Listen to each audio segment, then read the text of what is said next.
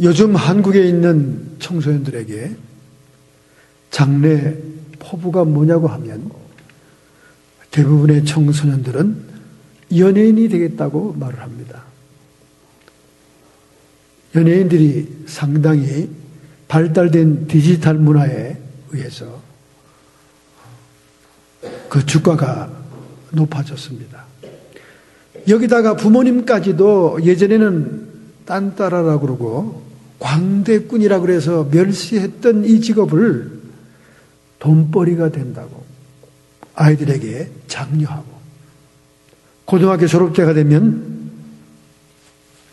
성형수술 해주고, 오디션 받는데 라이드 해주고, 여기저기 줄 찾아서 돈 내주는 그런 부모들이 한국에 너무나 많습니다. 미국에도 마찬가지죠.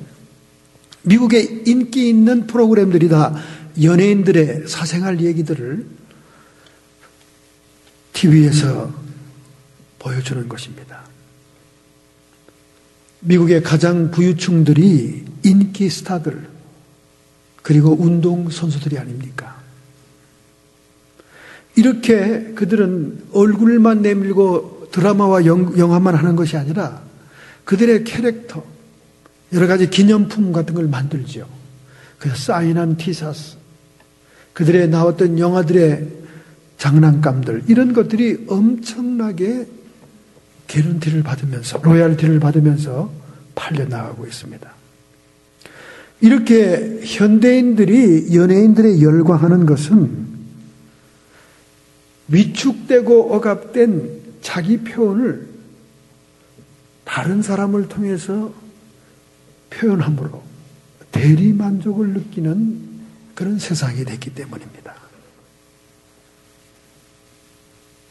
오늘 특별히 사순절 기간에 고난주간 첫 번째 날인 월요일, 예수님께서 예루살렘 성전에 올라갔다가 성전에서 돈 바꿔주는 사람과 비둘기 파는 장사꾼들을 만납니다.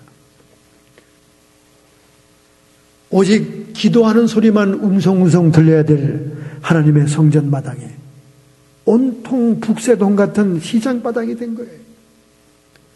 여기에 채찍 하나를 마련해서 환전상들을 쫓아내고 비둘기 파는 자들을 쫓아내면서 만민이 기도하는 집을 강도의 굴혈로 만들었구나, 탄식하면서 분노하는 모습이 여기 나타납니다. 우리 주님도 자기 표현으로서 분노를 보여주고 있는 거예요. 오늘날 그렇게 많은 영화에 살인하고 폭력을 쓰고 죽이는 것들이 수없이 나오는 것은 사람들이 현실적으로는 법에 저촉되기 때문에 자기를 표현할 수 없는 그 대리만족을 느끼는 현상이기 때문입니다. 오늘 우리가 본문에서 예수님의 모습을 포커싱, 초점을 맞출 부분은 분노하시는 주님입니다. 화를 내고 있는 주님입니다. 왜 이런 일이 일어났을까요? 만민이 기도하는 음성으로 성전 마당을 가득 채워야 될 텐데, 유대인들은 기도하는 복장이 따로 있지 않습니까? 이렇게 두건처럼 덮어쓰고 청색 실이 밑에 달려있는 기도하는 옷이 따로 있어요. 그 두건을 쓰고 그 두루마리를 입고 하나님의 성전뜰에서 오직 두 손을 들든지 하며 간절히 기도하는 소리가 들려야 될 그 마당에 북새통을 이루며 장바닥 같은 현상을 성전의 주인 되신 예수 그리스도 하나님의 아들이 강도의 굴혈을 만들었구나 하면서 채찍으로 그들을 쫓아냈습니다. 혹자는 이런 말을 하죠. 아니, 예수님이 그 좀 장사해서 먹고 살겠다고 하는 사람들을 그렇게 야박하게 혈기를 부리면서 채찍으로 휘둘러 쫓아냈어. 사랑의 주님이야 과연? 이렇게 의문을 제시하는 분들도 있습니다. 그러나 그 배후의 세계를 뚫어보는 주님으로서는 분노할 수밖에 없는 거예요. 하나님의 성전을 영리주의의 방편으로 삼고 있던 그 대제사장과 제사장 그룹들에 대한 분노인 겁니다. 왜 그러냐 하면 절기 때만 되면 세계 각처에서 200만 명이 넘는 순례자들이 모여듭니다. 그들이 와서 돈을 바꾸고 재물을 사는 이 장사는요, 엄청난 이윤이 관계된 곳입니다. 매매하는 자는 희생 재물을 먼 거리에서 그들이 몸소 들고 올 수 없으니까 성전에 도착해서 재물을 사는 거예요. 가난한 자들은 비둘기 같은 작은 새, 여유 있는 자들은 소, 양, 이런 재물들을 현장에서 사는 겁니다. 그런데 현장에서 살 수밖에 없는 게 재물을 올릴 그 제사장들이 가지고 온 양과 소와 비둘기를 검사합니다. 검사하다가 흠을 잡아내는 거예요. 아니, 이걸 제물로 가져왔습니까? 이 양은 지금 이쪽에 전배기가 있고 아주 온전한 것이 아닌데, 이렇게 튀집들을 잡으면 할 수 없이 현장에서 제물을 사야 된다고 말이에요. 그뿐만 아니라 반드시 20세 이상의 유대인 남자들은 반세겔이라고 하는 유대의 동전으로 성전세를 내야 되는데, 로마 식민지 지방에서 오거나 로마에서 온 순례자들은 데나리온을 가지고 다니고, 헬라 지역권에서 온 사람들은 트라크마를 화폐로 가지고 오니까 그 로마식 화폐와 헬라식 화폐들을 유대인의 세겔로 바꾸기 위해서 환전하는 겁니다. 그 환전할 때 이윤을 많이 떼는 거예요. 그래서 뒷거래로 장사꾼들로부터 그 이익을 대제사장이 영리로 코미션을 받고 있는 것입니다. 이렇게 신성한 하나님의 성전 기도하는 집을 영리의 장사꾼의 시장통으로 만든 것에 우리 주님 분노 안 할 수가 없는 것이죠. 그 내막을 알고 있고 그 뒷배경을 알고 있는 이상 분노하고 그들을 쫓아낼 수밖에 없는 것입니다. 예레미야 선지자는 이미 수백 년 전에 이러한 주님의 모습을 묘사한 예언의 말이 있습니다. 성전을 사모하는 열심이 자신을 삼키게 되리라. 메시아가 이 땅에 오시는데 그가 하나님의 성전에 들어가 보고는 그 하나님의 성전을 사모하는 그 열심이 부정하고 더러워진 그 성전을 향해서 분노할 때 그 열정이 자기를 삼키게 된다고 말이죠. 평소에 보지 못했던 주님의 분노를 우리가 보는 것입니다. 이렇듯 하나님의 성전은 분명히 지어질 때는 감동받은 자들에 의해서 헌신하는 자들의 제물로 인해서 세워집니다. 솔로몬의 제일 성전이 세워졌을 때 그 화려함과 그 아름다움은 모든 사람들이 감탄했습니다. 그러나 솔로몬의 말년에 각국에서 정치적으로 정략 결혼했던 왕족들의 딸들이 가져온 이방의 각종 우상마다 그가 절함으로 종교 다원주의적인 우상 숭배 때문에 BC 586년에 돌 위에 돌 하나 남지 않고 다 파괴되고 맙니다. 하나님의 심판이 타락되고 부정한 성전에 임한 것입니다. 제2성전은 대제사장 여호수아와 그 다음에 스룹바벨 총독의 힘을 모아 성전을 짓지 않습니까? 물론 솔로몬 성전보다 복기가 초라한 것이었습니다.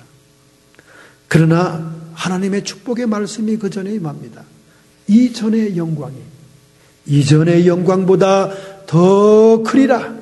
화려하고 아름다운 빌딩인 솔로몬 성전보다 비록 재건한 초라한 스룹바벨 성전에 하나님의 영광이 더 넘치리라. 할렐루야. 하드웨어보다 소프트웨어가 훨씬 좋다고 말이죠. 이렇게 축복받은 스룹바벨 성전이 왜 안디오코스 에피파네스 4세에 의해서 돼지 피로 물들고 모독되며 회파됩니까? 말라기서에 나오는 원인 때문에 그렇습니다. 그들이 하나님의 성전에 나올 때 총독에게 주는 선물처럼 성의와 정성을 다해서 제물을 드린 것이 아니라 못 쓰는 제물들을 허들의 것들을, 남은 것들을, 찌꺼기들을 가져왔다 그 말입니다.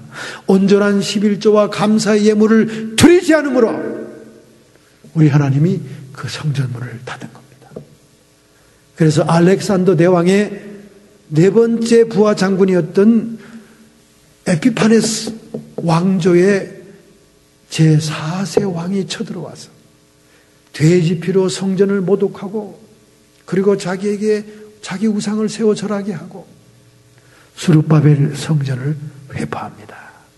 그것이 BC 520년 지어졌던 수룹바벨이 회파되는 것이죠. 이렇게 성전도 심판을 받습니다. 그러니 여러분, 현대 교회의 아름다운 성전, 그것이 2천억이 들어갔던, 몇 억이 들어갔던 이 대리의 대리석으로 만들었던 심판은 성전에도 있는 것입니다. 세 번째 헤롯 성전은, 헤롯이라는 사람이 그 자체가 이둠의 사람, 에돔 사람이었습니다. 에돔 사람으로서 황금을 가지고 옥타비우스 황제에게 뇌물을 바침으로 괴뢰 정권의 왕권을 가지고 옵니다. 그래서 헤롯의 왕조가 탄생하죠. 그러나 헤롯은 그 왕권이 너무나 불안하고 항상 불안전했어요. 왜? 유대인이 아니니까. 유대인이 언제든지 자기 왕조를 넘볼 수 있으니까. 그래서 생각하는 것이 유대인들이 가장 사모하고 좋아하는 성전을 지어주자. 그 헤롯의 성전 40년 동안 질질 끌면서 성전을 짓고 있는 왕을 반역하지는 않잖아요, 유대인들이. 질질 끌면서 헤롯 성전을 짓습니다.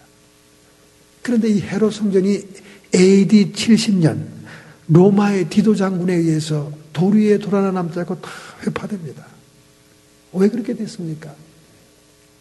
헤롯은 정말로 하나님의 영광을 위해 성전을 봉헌한 것이 아니라 자기의 정치적인 야망과 자기의 왕권을 확립하기 위한 정치적인 동기로 지어진 것이기 때문에 아름다운 미석으로 지어지고 있는 그 성전을 제자들이 예수님께 칭찬하면서 보라고 막 사랑할 때 이 성전을 헐어버려라. 내가 사흘 만에 다시 지으리라.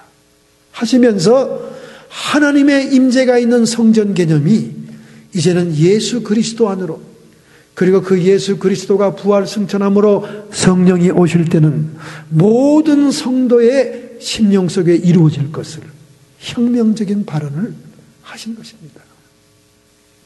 디도 장군은 로마에 개선할 때 개선문이 지어지는 대장군이 되기 위해서 금을 파헤쳐 갔습니다. 금이 어느 정도 양이 가지고 들어가야, 금을 가져가야 개선문을 지어줍니다.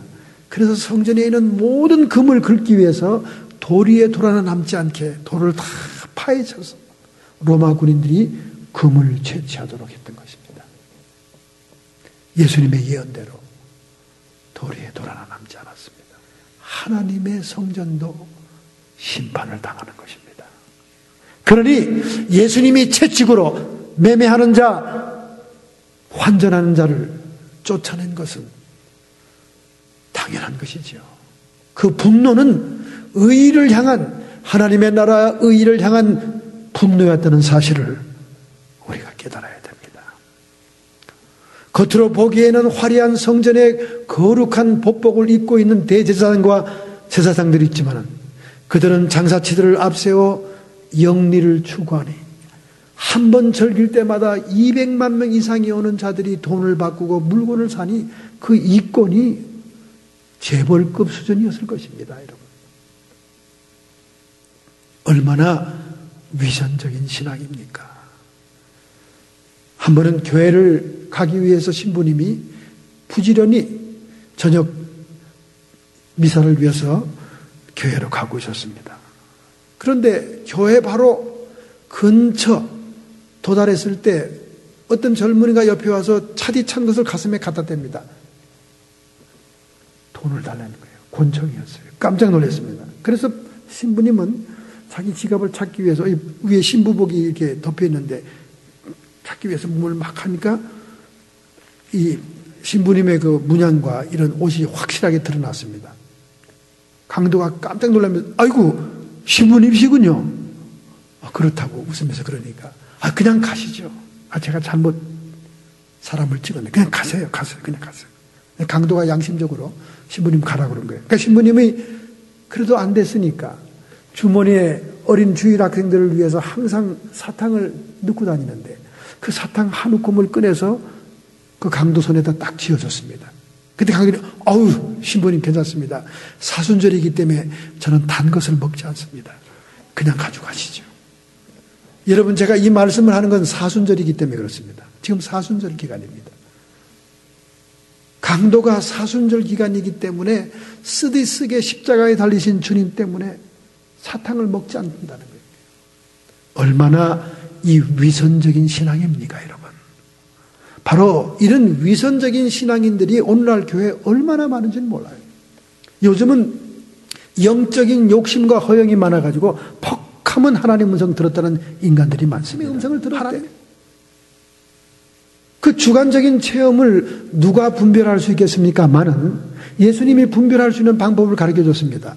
그 열매로 그들을 알리라. 여러분, 하나님의 음성을 들으면서 주님과 그런 깊은 교제를 하는 정도의 신앙 수준이면 행실에 나타납니다.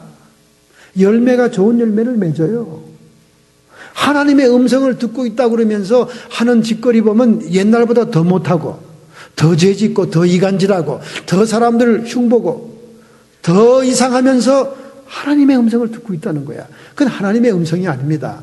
하나님의 음성을 빙자한 귀신의 소리예요. 말세에는 미혹하는 영들이 하나님을 흉내냅니다. 두 번째는 자기 잠재의식의 소리입니다. 영적인 욕심과 허영심. 남들은 음성도 듣는다더라. 음성 들으면 굉장한 성숙한 신자라는 것이 질투가 나니까 자기를 과시하기 위해서 그럽니다. 그런데 놀랍게도 구약 성경에 하나님이 주시지 않은 것을 준 것처럼 얘기하는 자는 백성 중에 끊어지리라. 무서운 저주가 있어요. 오늘 현대 성도들이 단순히 자기 영적인 욕심과 허영심 때문에 하나님의 이름을 빙자하기 시작하면 그는 저주 안에 빠지게 됩니다. 무서운 벌이 기다려요. 함부로 그렇게 하나님의 이름을 나불거리지 마세요, 여러분. 두렵고 떨림으로 하세요. 하나님을 욕보이고 멸시하는 행동은 하나님의 저주가 따릅니다. 조심해야 돼요. 저는 누가 기도 부탁했을 때 하나님의 응답이 없으면 절대로 대답하지 않습니다. 왜냐하면 기도 부탁한 사람들의 영적인 수준과 하나님이 그들을 대하는 수준이 다양해요. 케이스 바이 케이스입니다. 어떤 분들은 전혀 생면 문제에 얼마 만난 지 안 되는 분이 기도 부탁했는데도 기도하면 하루 이틀 만에 응답이 탁 떨어집니다. 이 사람이 평소에 기도를 많이 쌓아놨구나. 하나님이 인정받은 성도구나 하는 걸 내가 느낄 수 있어요. 어떤 분은 너무나 절박한 기도인데도 응답이 안 떨어지네. 내가 너무 답답한 겁니다. 내가 미치겠는 거예요. 안타까워서.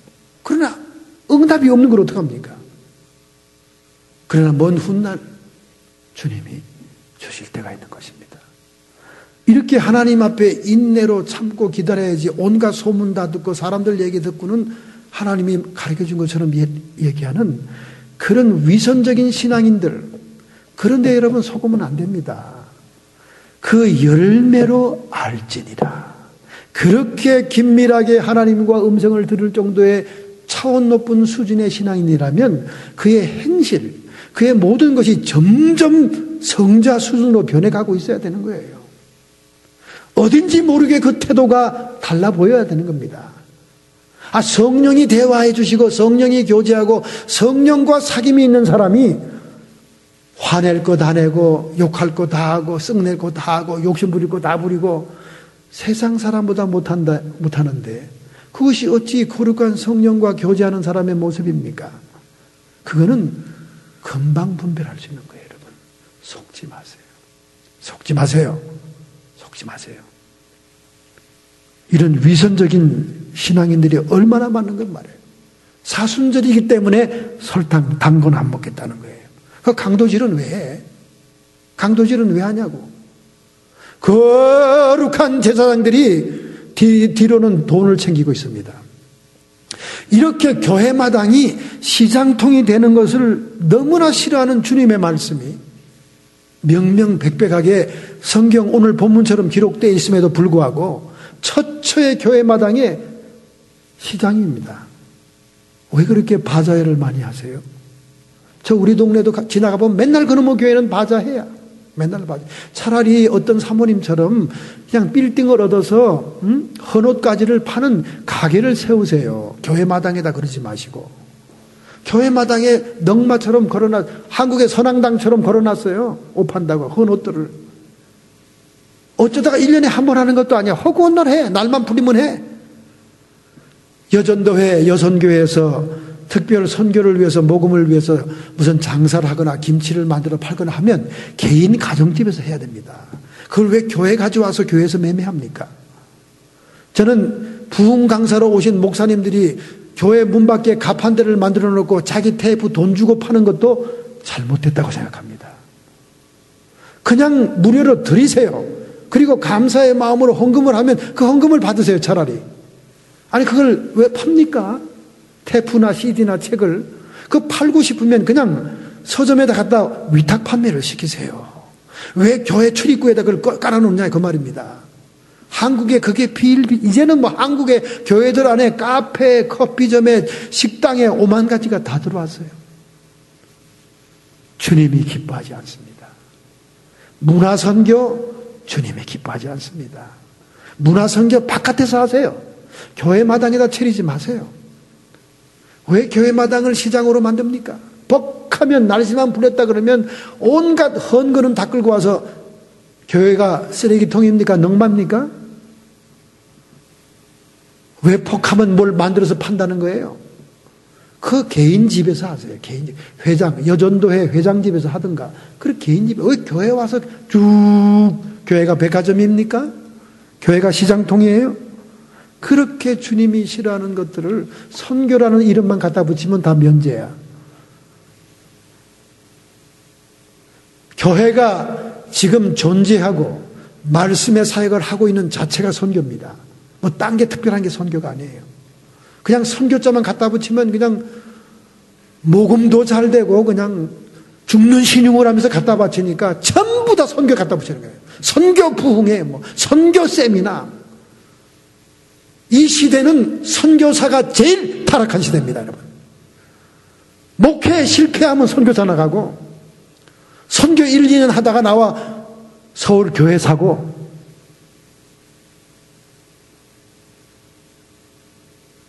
선교지에 가서 2, 3년 고생하고 돈 벌어서 서울에 교회 사자.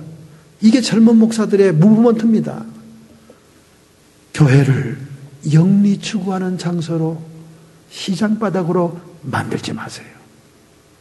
우리 주님께서는 여전히 분노하십니다. 그런데 이 분노는 우리 자기 표현의 하나입니다. 분노에도 크게 두 종류가 있습니다. 분노 자체가 죄냐? 죄는 아닙니다. 에베소서 4장 26절 27절에 말씀하기를 분을 내어도 죄를 짓지 말며 해가 지도록 분을 품지 말고 마귀로 틈타지 못하게 하라. 분이 분명히 죄까지는 아니지만은 그것이 하룻밤을 넘어가서 우리 마음과 잠재 이 의식에 어떤 타격과 상처를 주게 되면 그것이 마귀가 들어오는 입구가 될 수가 있다는 거예요. 분노를 품고 계속되면 죄가 될 수 있겠죠. 그런데 분노를 우리가 오늘 본문에 의거해서 크게 두 가지로 볼 수가 있습니다. 본문에 나오는 그 분노를 보면은 예수님께서 채찍질하면서 분노했을 때 그것을 보고 대제사장과 제사장 그룹이 사두개인 그룹이 분노하지 않습니까? 또 바리새인들도 아니 자기가 뭔데 저렇게 성전에 와서 저렇게 권위 있게 막 사람들을 쫓아내? 도대체 무슨 권위로 그러는 거야? 그들은 또 그들대로 분노했습니다. 이 두 가지의 분노를 우리 비교하면서 자기 표현으로서의 분노가 어떻게 시작되고 어떻게 이 분노를 우리가 해결해야 될지를 살펴봐야 될 줄로 믿습니다. 미국 속담에 이런 속담이 있습니다. 심장을 나쁘게 하는 두 가지가 있는데 첫째는 러닝 업, 층계를 뛰어 올라가는 것이 심장에 무리를 주는 것이고 러닝 다운, 남을 깔아뭉개고 멸시하고 밑으로 보는 질시하는 것도 심장을 나쁘게 하는 것이다. 그렇게 얘기하고 있습니다. 자, 그러면 예수님께서 한 이 분노 자기 표현은 의를 위한 용기였다는 겁니다. 의를 위한 용기. 그 당시에 제사장 그룹 이 종교 지도자를 대항해서 시장통을 만들어 놓은 성전에 대해서 얘기할 수 있는 용기 있는 사람이 없었어요. 그건 죽음입니다. 그거는 출교예요. 발붙이고 살 수가 없습니다.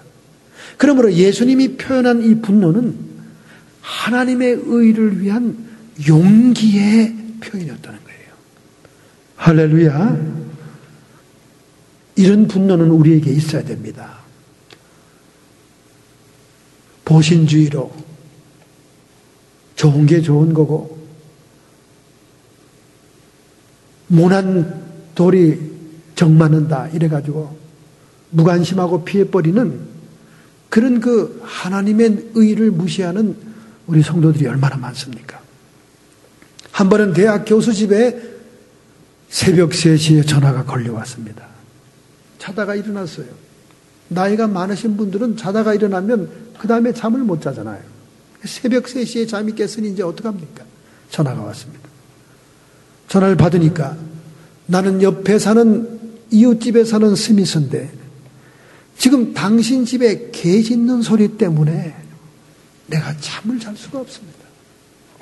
그 얘기를 들은 이 노 교수는 깜짝 놀랐지만은 아 그렇습니까? 새벽 3시인데 이제 잠이 깼으니 참 죄송스럽군요. 참 안 됐습니다. 그리고 정중히 사과를 드리고 전화를 딱 끊었습니다. 그 다음날 새벽 3시 정확히 3시가 되었을 때 이 교수님은 전화를 딱 걸어서 옆집 스미스에게 전화를 걸었습니다. 아 여보세요. 밤중에 웬일입니까? 예, 저는 옆에 사는 노 교수 로버트라고 하는데 우리 집에는 개를 키우지 않습니다. 그리고 전화를 끊었다는 거예요. 아마 어저께 저녁에 개 안 키운다 그랬으면 별로 그렇게 따끔한 일이 아니겠지만 3시에 잠을 깨운다는 것이 얼마나 나쁜가를 그쪽에도 체험을 시켜줘야 되는 거예요. 그러니까 3시가 됐을 때 전화를 걸어서 너도 한번 잠 깨봐라. 그 다음에 얼마나 살기 힘든가.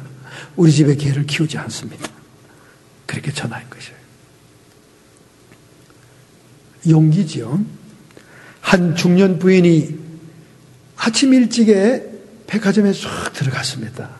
그랬더니 갑자기 빡 하고 소리가 나더니 위에서 풍선이 터지면서 꽃가루가 막 꽃종이가 떨어지는 거예요. 그러더니 팡파레가 막 밴드가 짱짱짱짱 막 나고 난리 났어요. 사람들이 쫙 90도로 절을 합니다. 깜짝 놀랐어요. 박수를 치고 야단났어요. 막 TV 카메라가 있고 난립니다. 이게 웬일인가 깜짝 놀랐습니다. 그랬더니 그 백화점 주인 되는 회장님이 인자한 모습으로 내려오더니 큰 수표책 이만한 거 하나 탁 주는 거예요. 이게 보니까 만불입니다. 깜짝 놀랐습니다. 아니 이걸 왜 나한테 줍니까?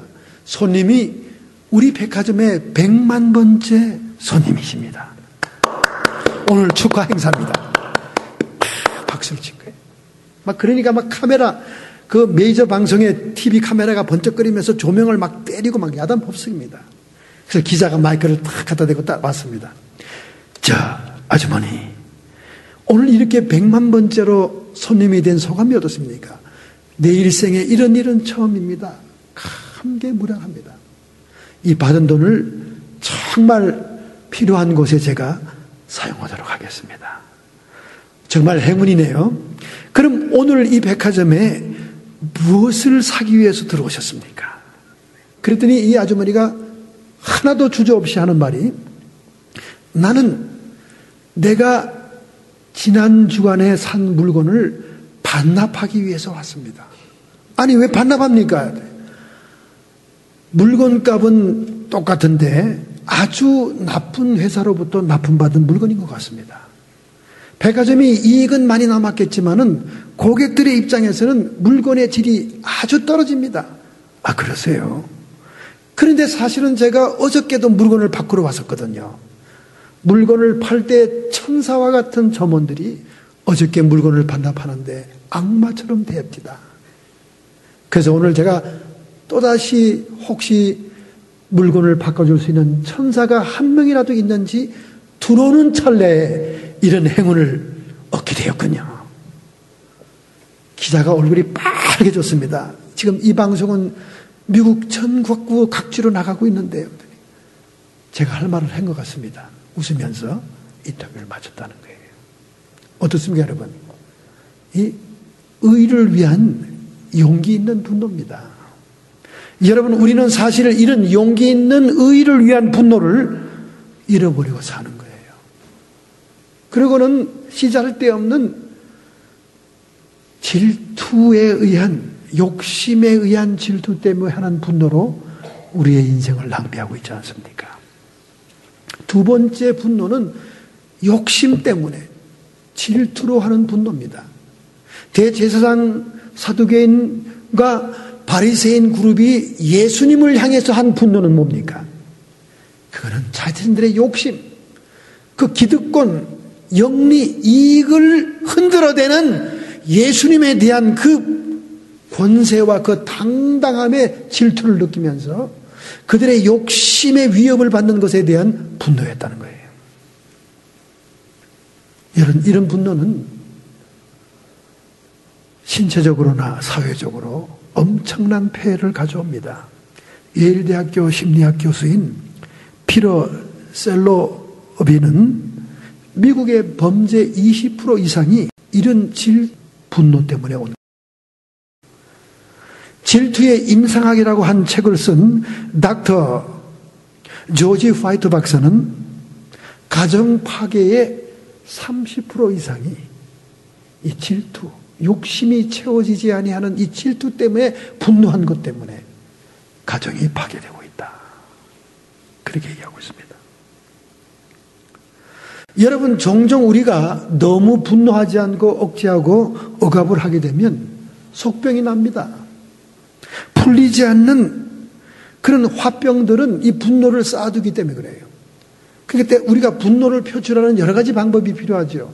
뭐 여러 가지 자연 환경 속에서 무슨 산책이나 여행을 한다든가 여러 가지 운동을 한다든가 이런 분노 표출할 수 있는 방법이 많습니다. 그러나 자기 표현이 없이 억압되고 억제되는 삶을 사는 사람들, 리프레이션이라고 그러죠. 이런 사람들은 전환 신경 증상이 온다는 거예요. 전환 신경 증상이라는 것은 뭐냐? 컨버전 리액션이라고 합니다. 감각의 이상이 오고 운동 기능의 이상이 오고 내장 내부에 장애가 온다고 말입니다. 그래서 심지어는 큰 그 충격을 받았지만은 그걸 억제하고 억압한 사람들의 실어증이 온다거나 또는 딸꾹질이 온다거나 가볍게는 또 기침이 온다거나 구토한다거나 변비나 이런 설사가 오기도 하지요. 특별히 그 여성들이 많은 이 편두통은 말이죠. 편두통. 편두통은 너무나 자기를 억제하고 억압할 때 오는 것입니다. 자기 표현을 할 수가 없을 때. 이 편두통의 주 원인이 정서적인 갈등에 대한 억압에서 온다. 그렇게 정신의학자들은 얘기하고 있습니다. 저는 어저께 존스 홉킨스 의대에서 암 예방에 대한 식품과 바이타민과 정신건강에 대한 보고서를 읽었습니다. 뭐 식품에 대해서는 우리가 잘 알고 있는 그대로예요. 야채와 과일 중심의 식사를 해야 되고 지중해성 식사를 해야 된다. 그리고 그 이제 쭉 암 예방에 좋은 그런 식품들이 소개됐습니다. 그리고 바이타민으로는 비타민 E나 또 D 이런 것들을 섭취해야 된다. 이렇게 얘기를 했습니다. 그런데 이 존스 홉킨스 암연구소에서 가장 비중을 두고 발표한 내용이 있더라고요. 그건 뭐냐? 마음을 너무 억제하고 억압하지 말고, 마음을 너무 비관적으로 갖지 말고, 마음을 너무 부정적으로 증오하는 마음을 갖게 되면 암 세균에 의해 면역이 떨어지게 된다는 겁니다. 마음의 상태가 너무 중요하다고 강조하고 있습니다. 남은 인생을 명랑하고 즐겁고 웃으면서 비판하고 정죄하고 끝없이 분노하고 증오하는 그런 마음은 암을 유발한다고 말해요. 일단 암이 오기 전에 예방하는 것이 가장 좋은 것이지, 암이 오면 그때부터는 정상적인 인생이 될 수가 없다는 겁니다. 요즘 많이 암들이 극복되고 있긴 하지만은 우리는 예방 조치를 해야 됩니다. 그러기 위해서 질투의 욕심을 절제하지 못해가지고 질투에 의한 분노를 자제해야 돼요. 잠언서 29장 11절에 말합니다. 어리석은 자는 그 노를 다 드러내도 지혜로운 자는 그 노를 억제하느니라. 할렐루야. 여러분, 우리가 욕심에 의한 질투를 향한 이 분노를 자제해야 됩니다. 하나님 나라 의를 위하여 용기 있게 분노한 자기 표현으로서의 주님의 태도는 용기 있는 행동이었지만, 사두개인 제사장 그룹의 사람들이 자기들의 이익과 자기들의 기득권이 침해당하는 것이 속상해하는 욕심에 의한 질투, 그리고 그들의 분노는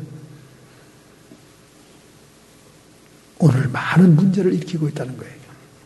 대개 이 분노는 자기 변명과 자기 방어를 위해서 포장을 하는 거예요. 포장을.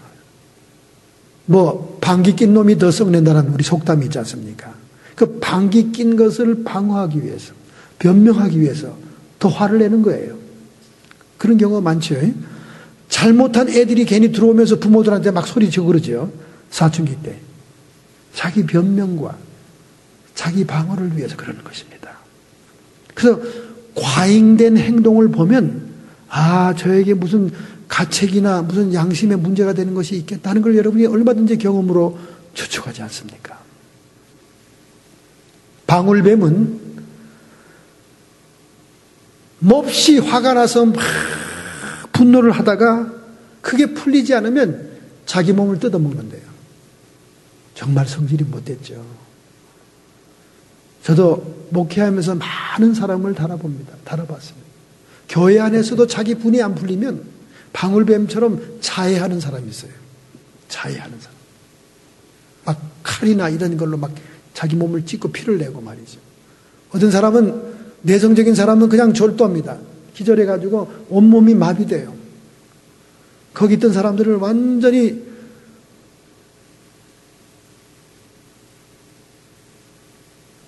혼란하게 만들죠.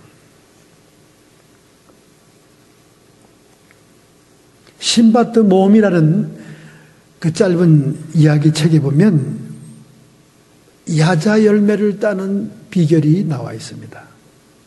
야자 열매를 따기 위해서 그 야자 열매에 사다리를 대고 막 올라가서 그 야자 열매가 잘 안 떨어집니다. 그걸 따려고 애를 쓰니까 신바트 모험에서 웃으면서 하는 말이, 아니 왜 그렇게 너희들이 스스로 중노동을 하니? 저 야자나무 꼭대기에 봐라, 뭐가 있냐더니, 아니 원숭이들이 앉아가지고 먹고 있네. 그래, 원숭이들을 자극해. 돌멩이로 원숭이들을 때리는 거예요. 원숭이들이 돌멩이를 맞고 나면 얼마나 약이 오르는지, 화가 나니까 화를 풀기 위해서, 분노하기 위해서 주변을 살피다 보면 던질 거는 야자 열매밖에 없거든요. 그 우악스러운 고릴라 같은 원숭이들이 그 큰 손으로 야자 열매를 딱 따가지고는 막 집어 던지는 거예요. 한 번만 던지냐 분이 풀릴 때까지 던집니다. 그럼 밑에서는 야자 열매가 수룩이 쌓이는 거예요. 그 뭐 야자 열매를 따로 사다리로 올라가가지고 한 개 가지고 반나절 씨름하냐. 원숭이를 건들면 원숭이가 따가지고 던진다는 거예요. 이 분노라는 게 그렇습니다, 여러분. 그러니까 이 분노를 건들 필요가 없는 거예요. 화를 품은 자와 함께 동행하는 것은 어리석은 일이라고 잠언서에 얘기하고 있어요. 그러니까 사람은 분노를 캄다운시키고 진정시키는 사람이 지혜 있는 사람이에요. 분노를 막 일으켜가지고 불에다 기름을 붓는 사람, 그건 미련한 사람이에요. 그건 마귀 역사입니다, 여러분. 여러분이 성령 받은 성도라고 자처하면서 어떻게 그렇게 싸움을 불같이 일으킵니까? 그건 마귀 역사예요.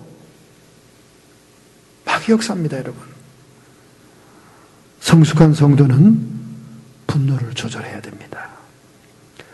이 미국 사회에는 이 사회 전반에 걸쳐서 앵거 매니지먼트가 굉장히 중요한 이슈로 되어 있습니다. 그 어린아이들 유치원 때부터 분노하는 것을 가르치죠. 조절하는 것을. 앵거 매니지먼트. 앵거라는 것은요, 분노라는 것은 그 앞에 D자를 붙이면 데인저가 됩니다. 위험한 거예요.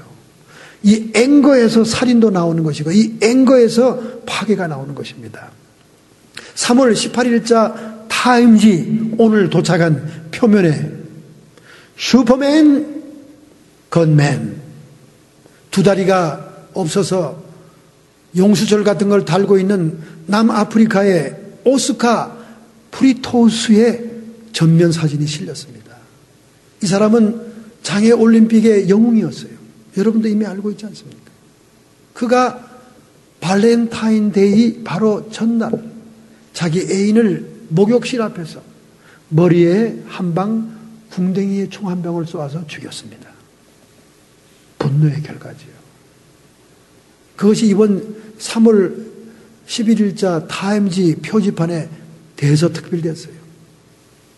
슈퍼맨, 올림픽의 영웅, 건맨, 총 쏘는 사람이다 그 말이에요. 그리고 다리는 두 다리가 스프링처럼 철로 달려 있습니다. 오스카 피스토리우스의 살인사건입니다.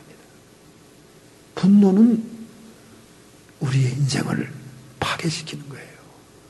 절대로 여러분 주변에서 분노의 불이 올라오면 진정시켜야 됩니다. 거기다 기름을 붓지 마세요. 그건 마귀만 역사하는 거예요. 사탄만 좋아하는 겁니다. 왜 그렇게 지혜 없고 미련합니까? 로마서 12장 21절에 오늘 성령께서 여러분에게 말씀합니다. 악에게 지지 말고 선으로 악을 이겨라. 믿으시면 아멘 합시다.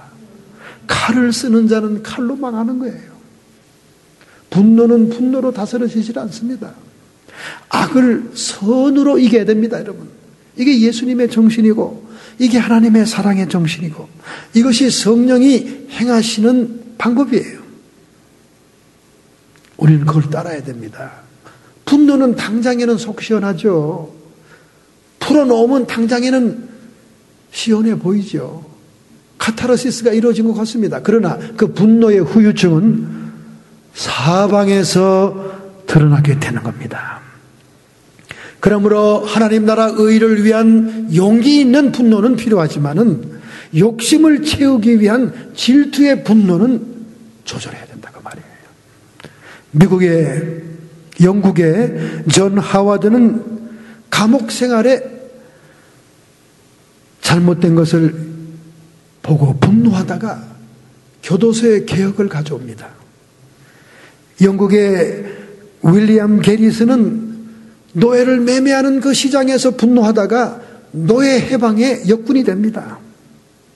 나이팅게일은 전장터에서 부상당한 군인들이 무심하게 고통당하다 죽는 모습을 보고 백의의 천사,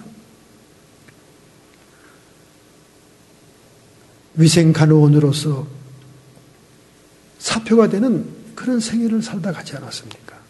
이런 의를 위한 분노는 우리에게 필요한 것이지만은 자기의 욕심이 채워지지 않는다고, 자기의 마음대로 되지 않는다고 질투하고 분노하는 그 분노는 우리가 절제해야 된다고 말이에요. 자제해야 된다고 말입니다.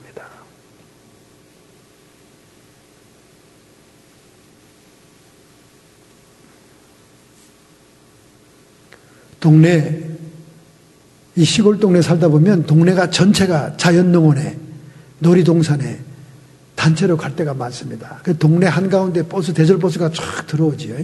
그 이장님이 스피커로, 자, 준비가 됐으면 떠나겠습니다. 이러고 이제 갑니다. 동네에서. 가는데 저 산 꼭대기 오두막에 있는 노파를 깜빡 잊어버린 거예요. 이장님이 연락을 못한 거예요. 근데 이 노파는 알고 있었습니다. 시장에 가보니까 뭐 피크닉 간다고 뭐 아마복고 준비하고 김밥 싸고 말이죠. 그래서 어디 가는구나. 이것들이 내가 늙었다고 나한테만 소식을 안 전해. 그래서 막 씩씩대고 화를 내고 있는데 이장님이 아이고 야, 저 위에 있는 할머니 아무것도 준비 안 해도 되니까 얼른 버스 타러 오시라고 그래. 그리고 자기 꼬마 아들을 보냅니다. 아들이 막 바쁘게 꼭대기 올라가서 문을 두들겨서 노파 할머니에게 할머니 오늘 우리 동네 전부 다 놀이동산 가요. 그냥 오시래요 아버지가.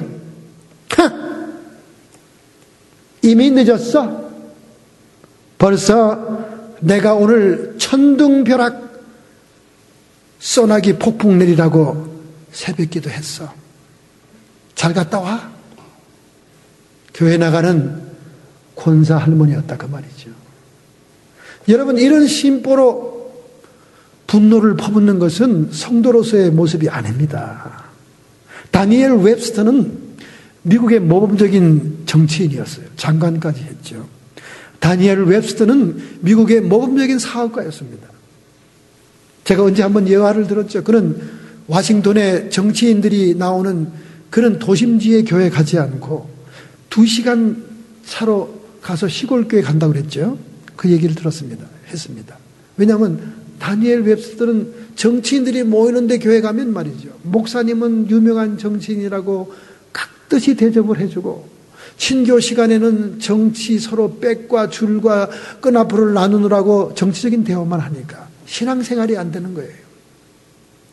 그러나 2시간 넘어 아이들이 원망 불평하면서 따라가는 그 차로 매주일 갈 때마다 시골교회 목사님은 자기를 잘 모르니까 어디까지나 한 사람의 죄인으로 취급하면서 의로운 설교, 냉혹한 설교, 따끔한 설교를 한다고 말이죠. 도시 한 중심과 워싱턴 DC에 있는 내노란 사람들이 모이는 교회 목사님이 얼마나 화려한 미사 어구를 쓰면서 현대적인 설교를 하겠습니까? 다 사람들이 호감 가는 설교를 해갔습니까? 거기에 은혜가 안 된다는 거예요. 거기에 은혜가 안 된다. 사탕 발림 같은 설교 은혜가 안 된다는 거예요. 여러분들은 다 성실하고 훌륭한 사람들입니다. 여러분들 덕분에 이 미국이 강국이 되고 있습니다. 이렇게 칭찬만 하는 거기서는 신앙이 안 자란다는 거예요. 그래서 다니엘 웹서는 냉혹하게 하나님의 말씀대로 의의를 주장하는 목사님 밑에서 자신이 죄인임을 겸손하게 회개하며 신앙생활 하기를 좋아했던 거예요. 근데 이분이 워낙 덕이 많으니까, 그래서 이렇게 파티나 이런 그 사람들이 모이는 장소에 가면 사람들이 반색을 하고 뛰어와서 아는 척을 합니다. 다니엘 반가워, 반갑다고 손을 잡고 막 그래요. 평소에 존경하고 따르는 흠모하는 사람이니까. 근데 이 다니엘 웹스터는 암만 봐도 생각이 안 나는 거예요. 여러분, 나이가 들면 들수록 이 망각 이 곡선이 너무나 높아져 가지고 사람을 봐도 이름이 생각 안 나고 저 사람 내가 언제 봤던 사람인가? 얼마나 당황스럽겠습니까? 그래서 다니엘 웹스터는 하나님께 기도했습니다. 하나님, 내가 많은 사람들이 흠모하고 존경받을 수 없는 제가 존경을 받고 있습니다. 그러나 그들에게 주의 말씀과 주의 교양을 전달해야 될 사명이 있사오니 제가 그들을 만날 때 그들의 이름도 알아야 되겠고 그들의 사정도 알아야 되겠고 그들을 어디서 만난지도 알아야 되겠는데 무슨 좋은 수가 없겠습니까? 하나님, 간절히 기도하는데 가슴에서 잔잔하게 이런 게 깨달아지는 거예요. 그들에게 불만족스럽고 화났던 것을 물어봐라. 그래서 사람들이 만났습니다. 이름도 몰라요. 어디서 만난 사람인지 기억이 안 나요. 그쪽에서는 막 너무나 잘하는 거예요. 막 개인적으로 잘하고 막 손을 흔들면서 얘기를 하는 거예요. 큰일 났습니다. 그래서 이렇게 웃으면서 지난번에 그 화가 났던 얘기는 잘 해결됐는가요? 아이 그거요. 아이고 이러면서 옛날에 했던 얘기가 다 나옵니다. 그러면 다니엘에서 그때 깨달아진 거예요. 왜냐하면 사람들이 화내고 불평하고 원망했던 얘기는 너무 종류가 다양하지 않습니까? 너무나 개인적이잖아요. 그 얘기를 하다 보면 아하 내가 이 사람을 사무실에서 만난 사람이구나.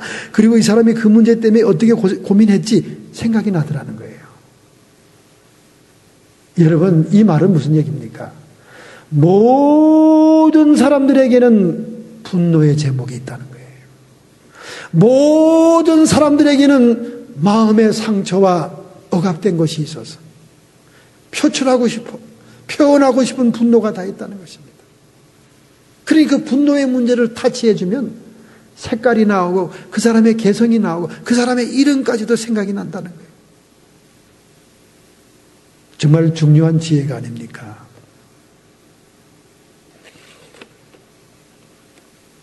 프랑스의 두 여인이 친구지요. 같이 여행을 떠났습니다. 오랜 시간 계획했던 여행입니다. 그리고 많은 데를 다니는 여행이기 때문에 별 표시가 많은 호텔에서 잘 수가 없었습니다. 경비를 절약해야 되기 때문에.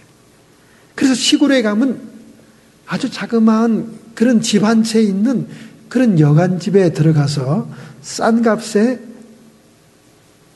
침식을 제공받았습니다. 그날도 한 집에 들어갔어요. 들어가는데 집이 방이 많지 않으니까 손님이 다 찼습니다.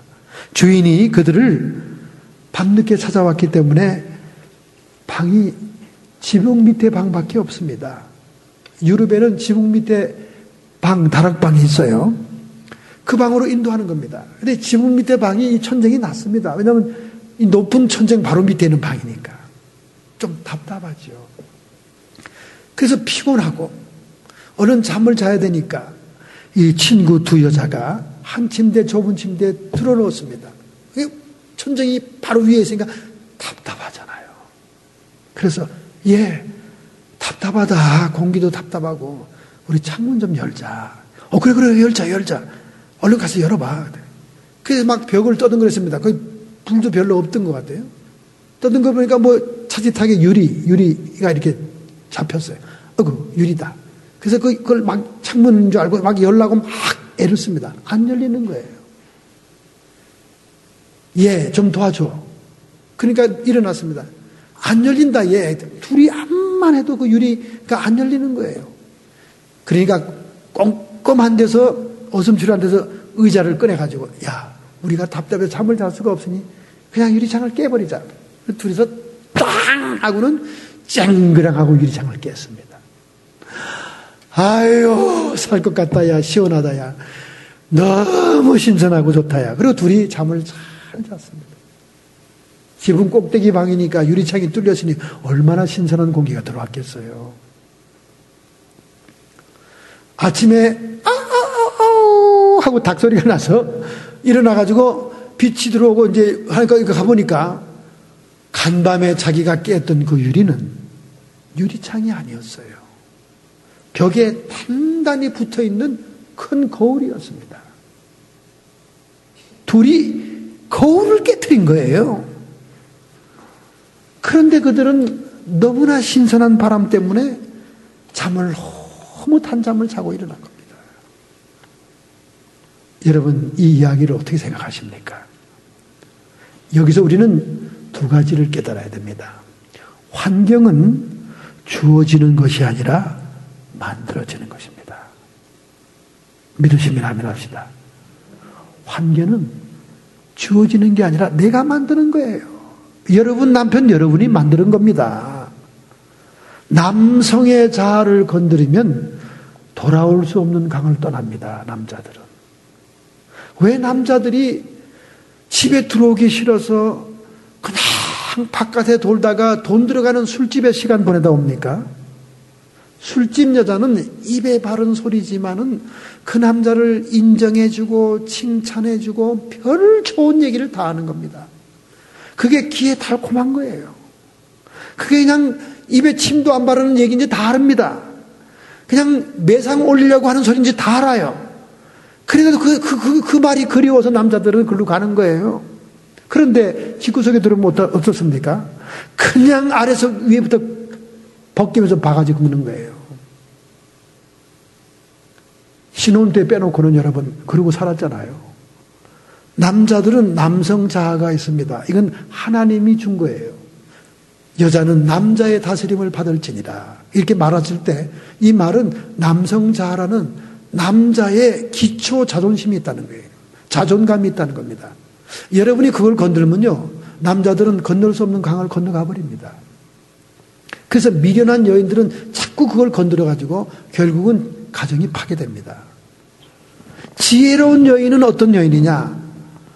남자를 잘 다루는 여인은 어떤 여인이냐? 그 남성 자아를 존중해주면서 바깥에 있는 것만 건드는 거예요. 남성 자아를 건들면 여러분 하고 싶은 것도 다 던져버려요.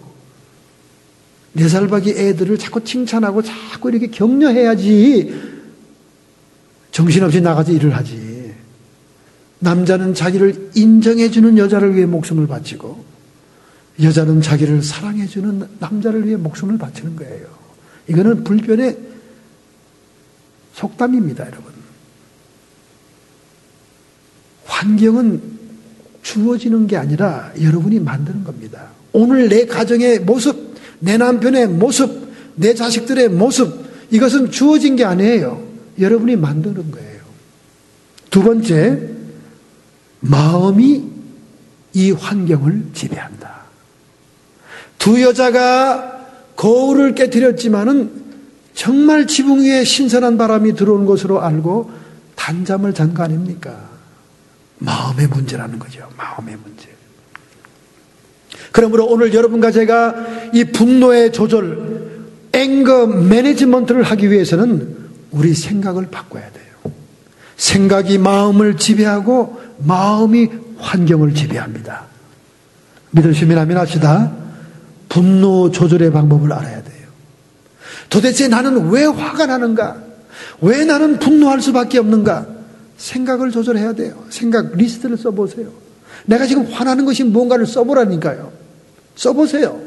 써서 쓴 그 항목과 리스트를 하나님 앞에 내놓고 기도하세요. 하나님, 내가 이걸 참을 수가 없습니다. 하나님, 이거 분합니다. 하나님, 이거는 억울한데요. 그렇게 기도로서 하나님께 해결을 받아야 돼요. 생각이 마음을 지배하고 마음이 환경을 만드는 겁니다. 오늘 여러분의 환경을 변화시키고 싶습니까? 오늘 여러분의 남편을 변화시키고 싶습니까? 여러분의 자녀들을 변화시키고 싶습니까? 여러분의 처한 처지를 변화시키고 싶습니까? 여러분의 마음을 바꿔야 돼요. 그리고 여러분의 생각도 고쳐야 됩니다. 남편에 대한 무조건적인 비난, 솔직히 신혼기간 1, 2년 빼놓고 좋은 때가 언제 있었습니까? 사람인 살수록 약점만 보이는 거예요. 사람은 살수록 마음에 안 드는 것만 보이는 겁니다. 그 생각을 고쳐먹어라, 그 말이에요. 뭐든지 마음에 안 드는 거예요. 마음에 드는 게 뭐가 있습니까? 그러니까 그거 가지고 맨날 속상하니까 그 마음이 불편한 환경을 만드는 겁니다. 여러분이 불편한데 남편이라 불편하지 않겠습니까? 여러분이 싫은데 남편은 더 싫죠. 거기다가 남성의 자존심을 완전히 짓밟아 놓으면 회복할 수가 없는 것입니다. 네 멋대로 살아라. 난 내가 하고 싶은 대로 한다. 여러분, 앵거 매니지먼트, 분노를 조절합시다. 할렐루야. 잠언서 29장 25절에 말씀합니다. 노하는 자는 다툼을 일으키고 분하여 하는 자는 범죄함이 많으니라. 세상의 모든 크라임, 범죄 사건들은 다 노하고 분노하는 데서 시작한다는 거예요. 여러분의 가정 환경을 바꾸세요. 화나고 짜증나고 분노하고 다투는 분위기를 바꾸세요. 생각이 마음을 지배하고 마음이 환경을 바꾸는 겁니다. 비록 거울이 깨어졌지만 유리창이 깨어진 줄 알고 신선한 바람이 들어온다고 생각했으니까 밤새 단잠을 잤던 두 여자처럼 여러분도 마음을 변화시켜야 됩니다. 할렐루야. 무릇 지킬 만한 것보다 내 마음을 지켜라. 이에서 생명이 남이니라. 우리의 모든 생명이 내 마음에서 났다는 거예요. 밝게 생각합시다. 긍정적으로 생각합시다. 증오하고 비판하고 비관하지 맙시다. 찾아오는 것은 암밖에 없는 거예요. 지금부터 우리는 의에 대한 분노는 용기 있게, 욕심을 드러내는 질투를 향한 분노는 조절하자가 말이죠. 할렐루야.